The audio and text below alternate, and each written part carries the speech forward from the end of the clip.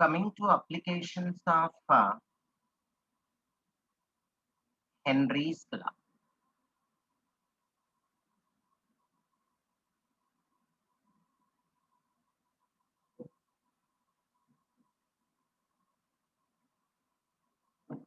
It has very important applications like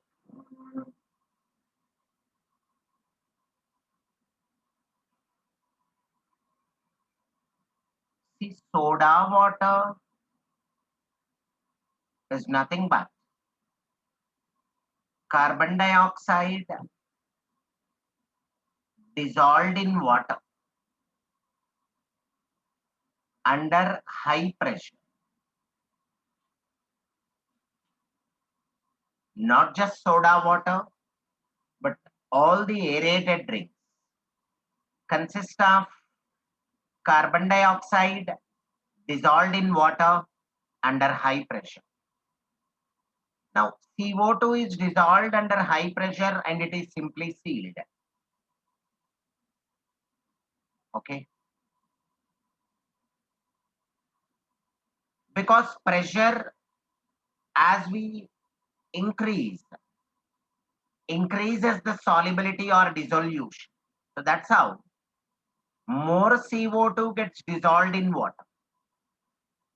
The overall system is under very high pressure.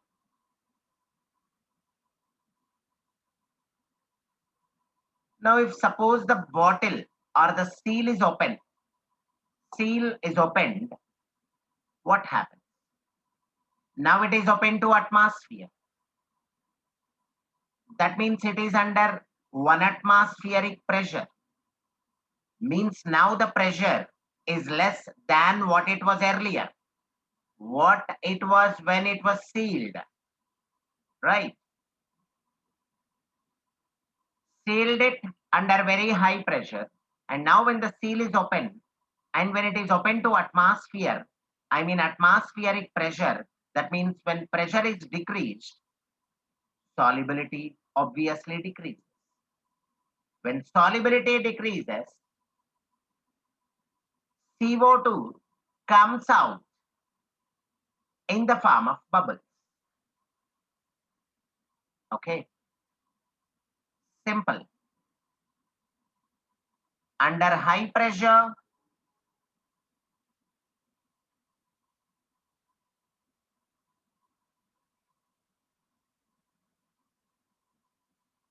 solubility of CO2 will be more.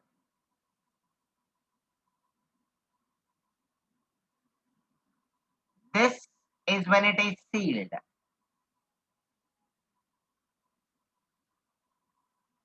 When sealed, it is under high pressure. When seal is opened,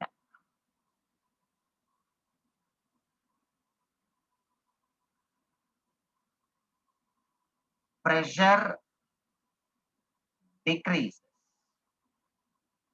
to 1 atmosphere. Nothing but atmospheric pressure. So, solubility of carbon dioxide decreases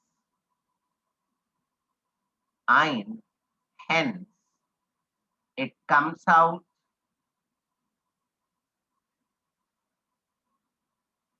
in the form of bubbles.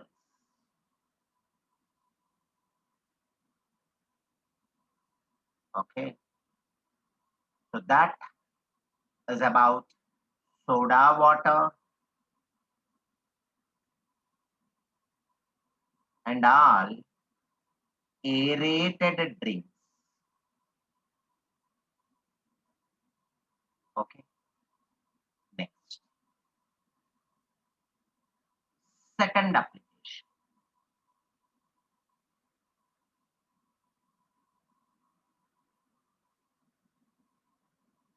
This is about scuba divers. I mean deep sea divers.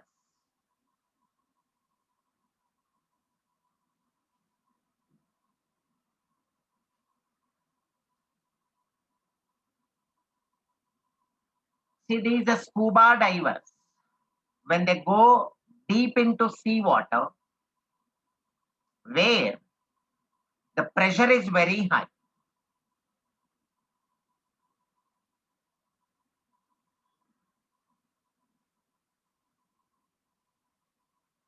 different gases under very high pressure, they dissolve in the blood of these scuba divers, right? Under very high pressure,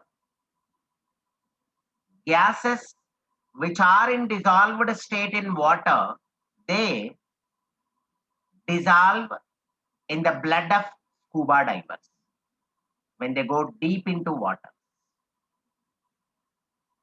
But when they come up to the surface, where the pressure is again 1 atmosphere, I mean atmospheric pressure, that means when pressure is decreased, all the dissolved gases will now try to come out because solubility is decreased.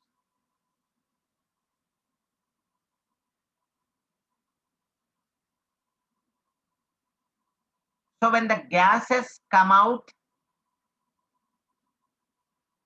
of the blood, you know, it actually leads to a disease called decompression sickness, or is also known as bends.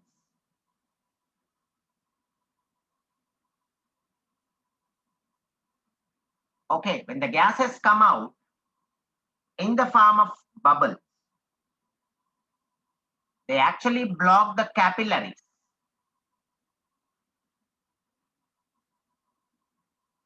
Okay, to avoid this condition, scuba divers generally use a mixture of helium, nitrogen, and oxygen. Okay, let me give you the summary of that.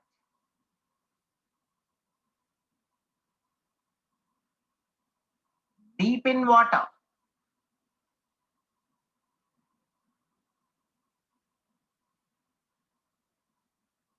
that is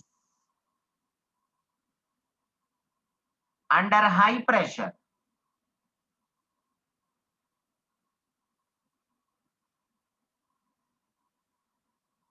gases dissolve in blood.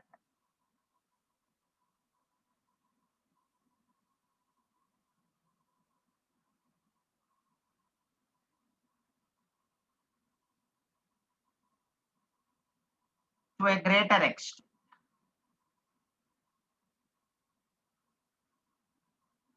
as solubility increases.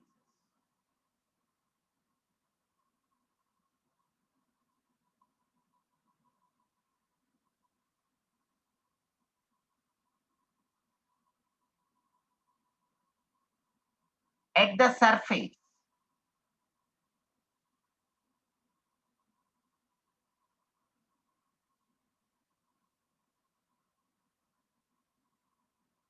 that is when pressure is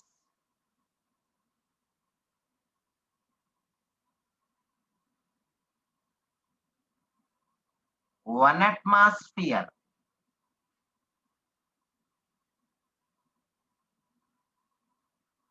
solubility decreases.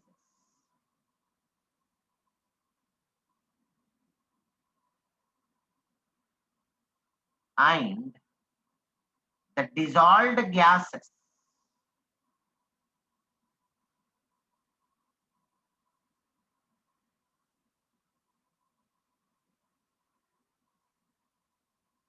come out in the form of bubbles. Okay. Now these bubbles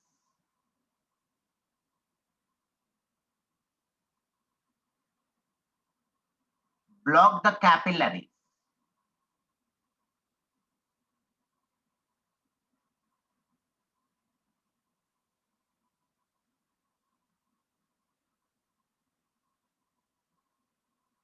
and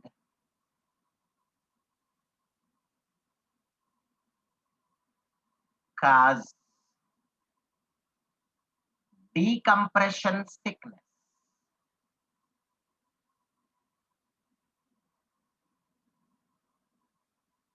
or bends. Okay. To avoid this,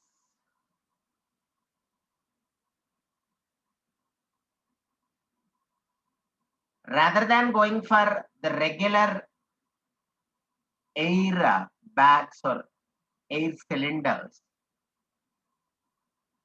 scuba divers use cylinders filled with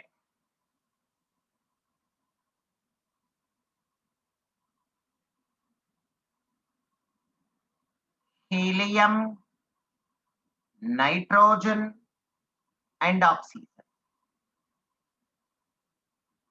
This mixture is used. So this is very important. Helium, which is inert, is also used in the cylinders, which in fact reduces the solubility because it does not react. Okay. Then coming to the third application.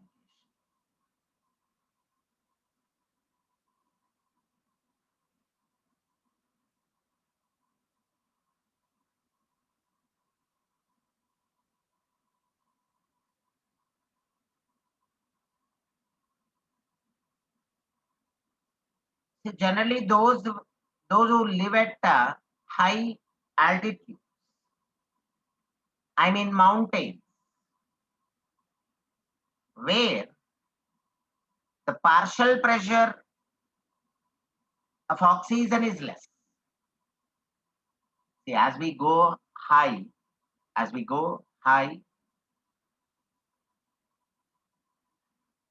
the amount of oxygen in air goes on decreasing. So at higher altitude, the partial pressure of oxygen will be less. Now, when its partial pressure is less, its dissolution in the blood will also be less because partial pressure is directly proportional to solubility, according to Henry's law. When partial pressure is less, solubility will be less. And now, when solubility of oxygen in the blood is less, what happens? We feel breathless, suffocated, will not be in a position to think properly, isn't it? So, it actually leads to a condition called anoxia,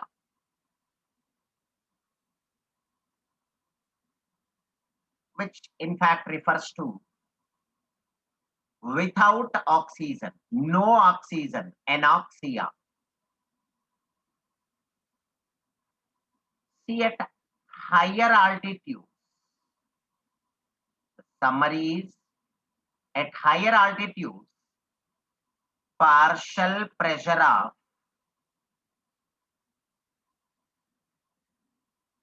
oxygen is less. Therefore, solubility of oxygen in blood is also less.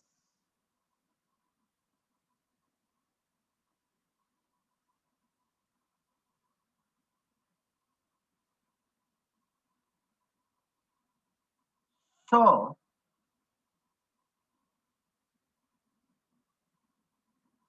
it leads to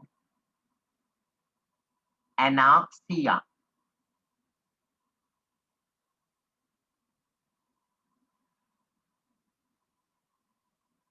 due to which the climbers, mountaineers, become weak and cannot think properly.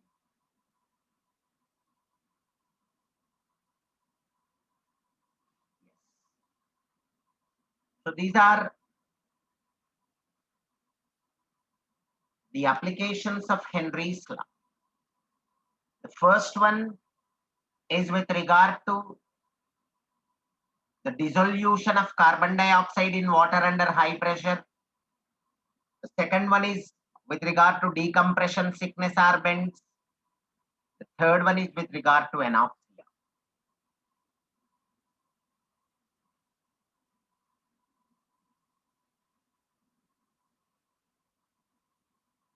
Okay.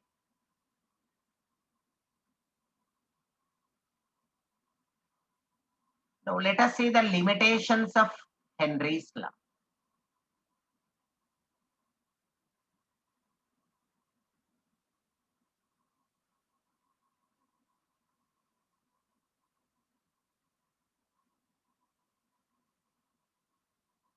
See, Henry's law is applicable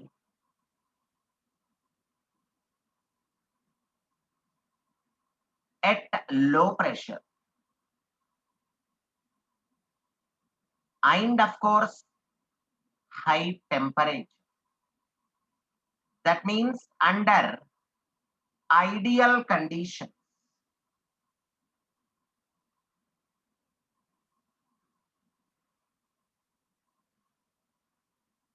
Okay. Then see that there must be no association, no dissociation of the gas. Gases should not associate, dissociate.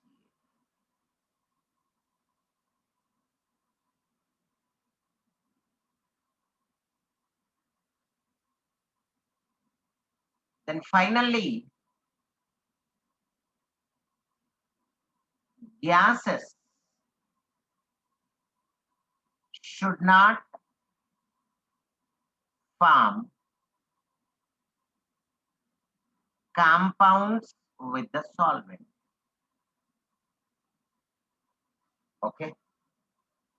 So no association, no dissociation, no formation of compounds with the solvent.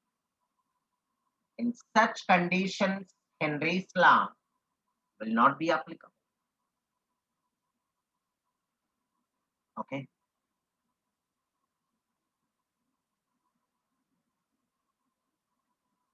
Now, the effect of temperature.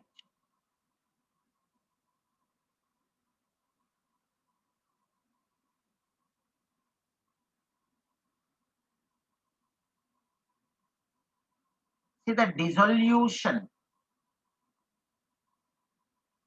of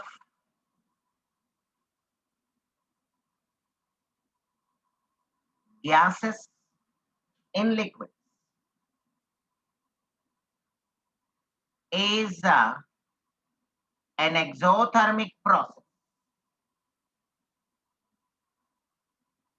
Okay. So according to Le Chatelier's principle,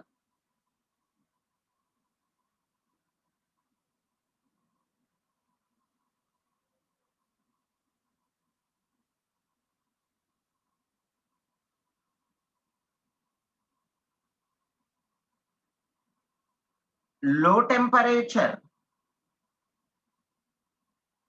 favors the reaction.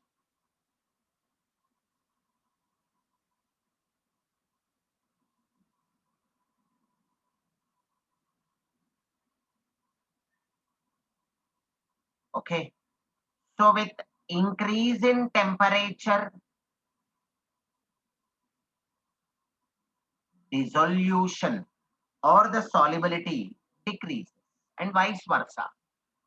Right? That's it.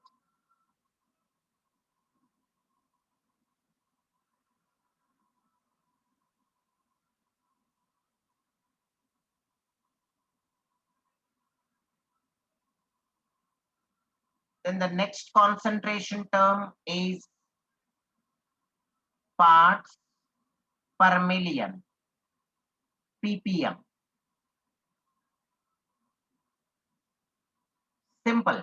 As the name itself suggests, it is the parts of a particular component, parts of, say, a solute present in million parts of the solution. Okay.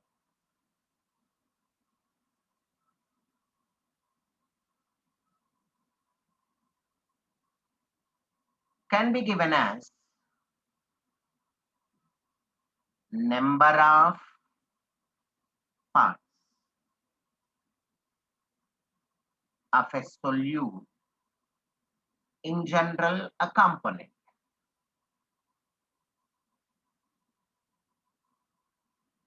present in million parts of solution. Okay. See, ppm can be given as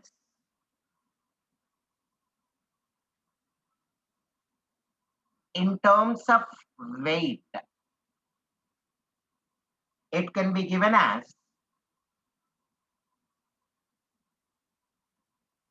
mass of solute in gram by mass of solution again in gram multiplied by million, nothing but 10 power 6. Solute in solution or a component in a solution can be taken in this. If the ppm is to be given in weight by volume of a particular component,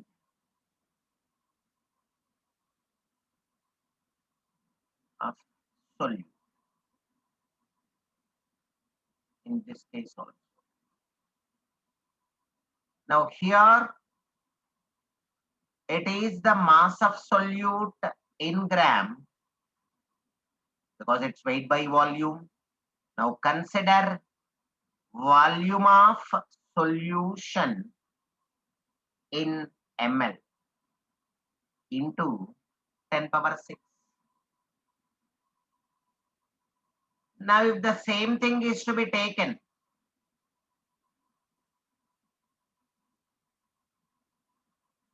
in mole per mole, I mean taking the moles of both, moles of the solute by moles of the solution, total moles of the solution into 10 power 6. Okay. So this is about parts per million. Simple. Parts of a particular component present in million parts of the solution. Okay.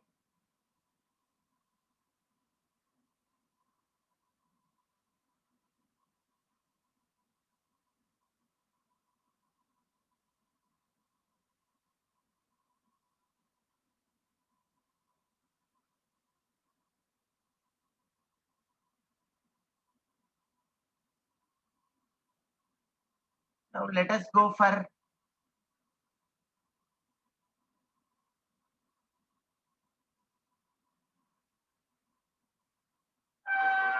vapor pressure.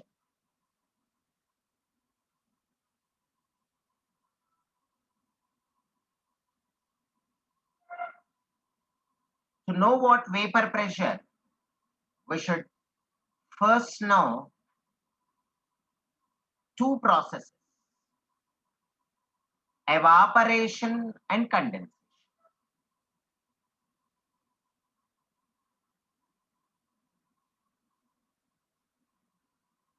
See, when a volatile liquid, I mean a liquid which can evaporate, is taken in an open vessel,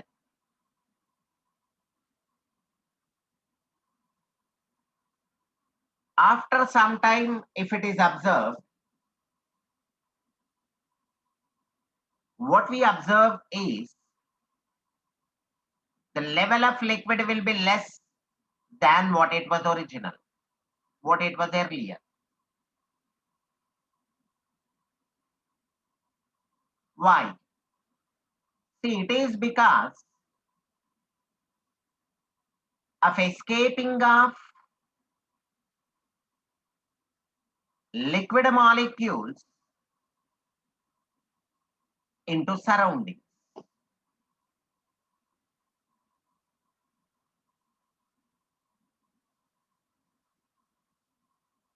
Okay. So this escaping of liquid molecules into surroundings is called evaporation.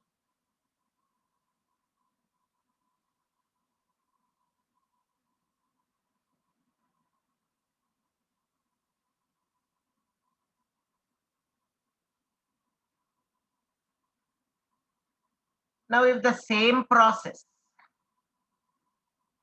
is carried out, say in a closed vessel,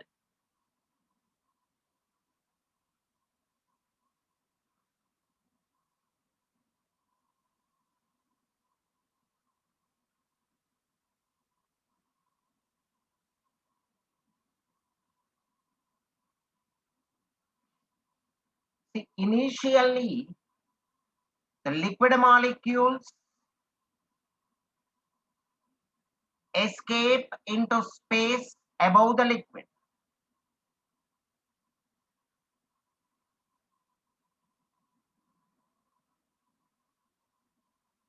Okay. This, of course, is evaporation.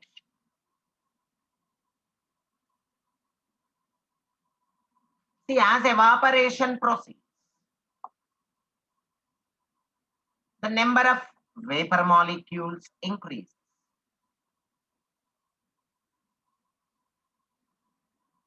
See, the transformation of the molecules of liquid into vapor is what we call vaporization or evaporation. Now, let us see what actually happens during this. Now, this process can be explained on the basis of the same kinetic molecular theory what we use in case of gases.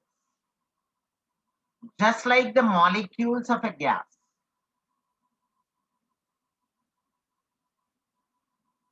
move randomly in all directions with a different velocity,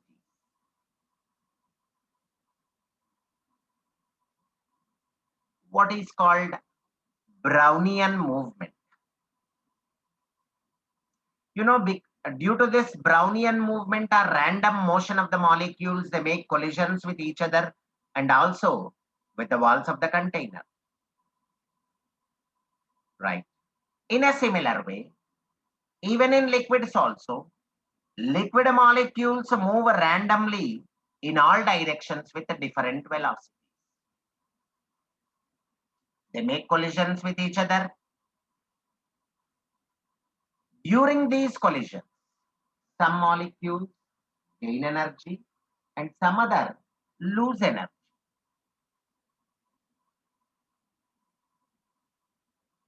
Now, the molecule that has gained energy, the molecules that have gained energy, you know, they overcome the attraction from the surrounding molecule. Now this molecule, it overcomes the attraction of its surrounding molecules and comes up to the surface. From bulk, it comes up to the surface, right? Now, suppose it has a sufficient energy, not just to come up to the surface, but also to escape into space. No doubt it goes into space. So that is how evaporation occurs. Now, during evaporation, what are the molecules that have actually gone into vapor phase? Molecules that have gained energy. I mean, the molecules that have high kinetic energy, they escape into space above the liquid. Now, see, as the evaporation proceeds, what happens? Yes, the number of vapor molecules increases. Now, even the vapor molecules also move randomly in all directions with different velocities. They also make collisions with each other. But now, you know, the molecules that have lost energy, remember, in this case, it is the molecules that have lost energy, that have got no patience, let me say, that have got no patience, they come little closer to the surface of the liquid. So what are these molecules that have actually come down? See, this process is anyway called condensation. Now here, it is very clear that the molecules having low kinetic energy, in fact, the molecules that have got no patience at all to remain in vapor phase, have got no energy at all, they generally come closer to the surface of the liquid. They just fall down, I can say. Now, when they come closer to the surface of the liquid, the molecules of the liquid present on the surface, they attract the molecules of vapor. As a result, condensation occurs. So this is how both evaporation and condensation go on. After some time, a stage is reached where the rate of evaporation becomes equal to